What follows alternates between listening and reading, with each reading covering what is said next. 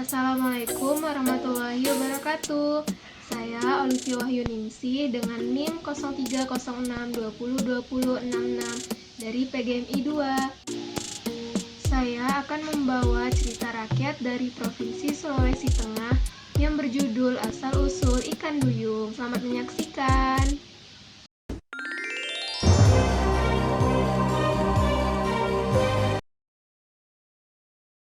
Asal-usul ikan duyung, cerita dari Sulawesi Tengah. Ikan duyung adalah jenis ikan yang sangat populer bagi manusia. Namun begitu, keberadaan ikan duyung ini belum bisa dibuktikan secara fakta. Ikan duyung selama ribuan tahun menjadi cerita bagi mereka yang suka melaut maupun bagi yang tidak pernah ke laut sekalipun. Ikan duyung menghasilkan banyak cerita rakyat dari berbagai negara. Di Indonesia, asal ikan duyung menjadi salah satu cerita rakyat yang berkembang di Provinsi Sulawesi Tengah. Kisah asal-usul ikan duyung masih diceritakan secara turun-temurun hingga sekarang. Di suatu waktu nan lampau, hiduplah sebuah keluarga yang sangat miskin di dekat sebuah pantai. Keluarga itu terdiri dari ayah, ibu, dan dua anaknya yang masih kecil. Hampir setiap hari, satu keluarga hanya memakan umbi-umbian, karena hanya itu yang mereka punyai. Sang ayah setiap hari bekerja di ladang kecil tidak jauh dari rumah. Suatu hari, ketika laut ombaknya agak tenang, sang ayah berhasil mendapatkan ikan-ikan yang besar. Sekeluarga itu menikmati ikan laut yang besar-besar itu. Si sulung dan bungsu makan dengan sangat lahap. Mereka berdua sangat senang bisa makan ikan, setelah setiap hari hanya makan umbi-umbian. Beberapa hari kemudian, persediaan ikan pun sudah menipis. Bu, hari ini aku akan ke ladang untuk mengambil umbi-umbian. Sekalian, nanti aku juga akan ke laut untuk mencari ikan. Jangan lupa ya, sisakan seekor ikan untuk makan siangku nanti. Sepeninggalan ayahnya, si bungsu ternyata merengek minta makan ikan. Bu, aku lapar sekali.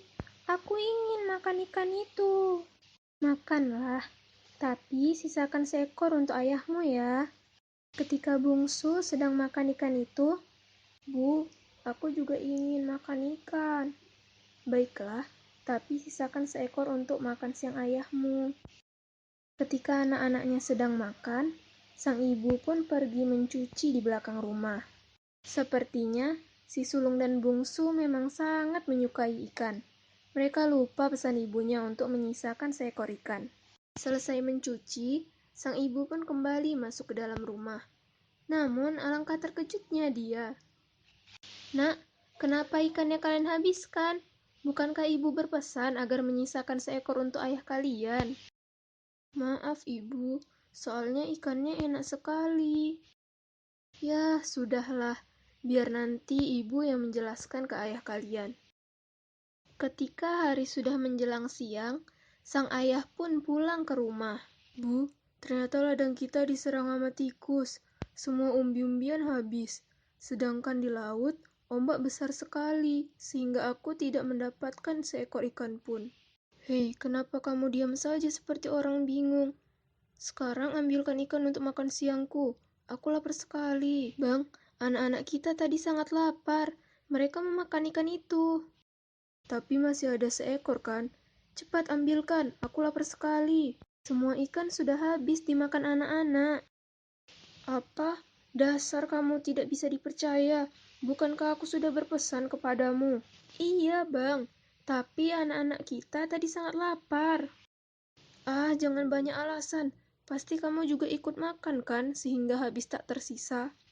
Malam harinya, ibu dan dua anaknya itu hanya makan umbi-umbian. Ayahnya pergi keluar rumah karena masih marah.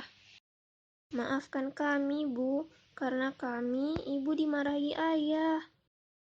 Sudahlah, kalian makanlah ubi-ubi ini. Besok pasti ayah sudah tidak marah lagi. Pagi harinya, ketika langit masih agak gelap, sang ibu itu memandangi kedua anaknya. Terbersit rasa kasihan melihat kedua anaknya itu yang masih kecil. Diam-diam, sang ibu pun melangkahkan kakinya menuju laut. Sulung dan bungsu yang tidak melihat ibunya pun bertanya kepada ayahnya. Ayah, ibu di mana? Mungkin ke laut mencari ikan untuk kalian.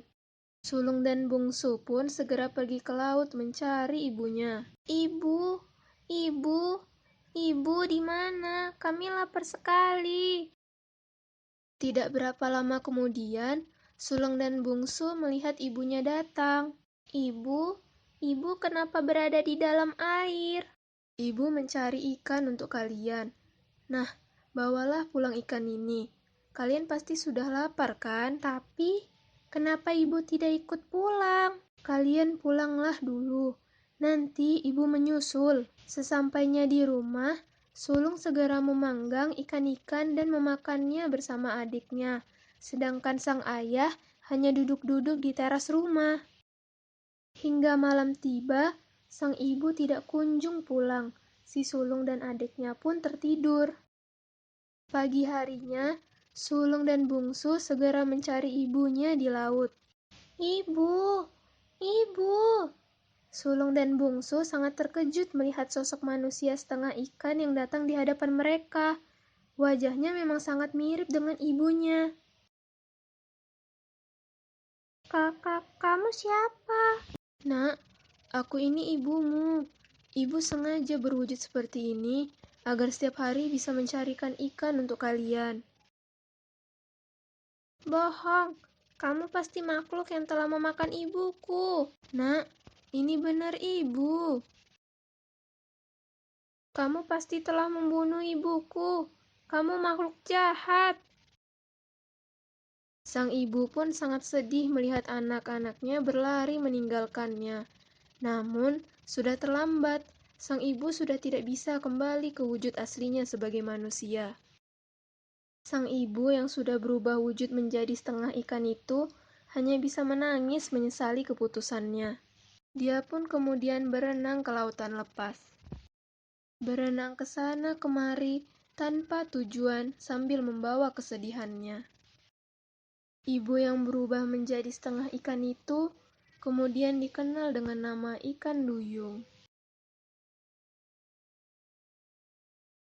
Pesan moral dari cerita ini yaitu, kita harus lebih berhati-hati dalam mengambil keputusan agar tidak menyesal di kemudian hari, serta selalu menjaga amanah yang dipercayakan kepada kita.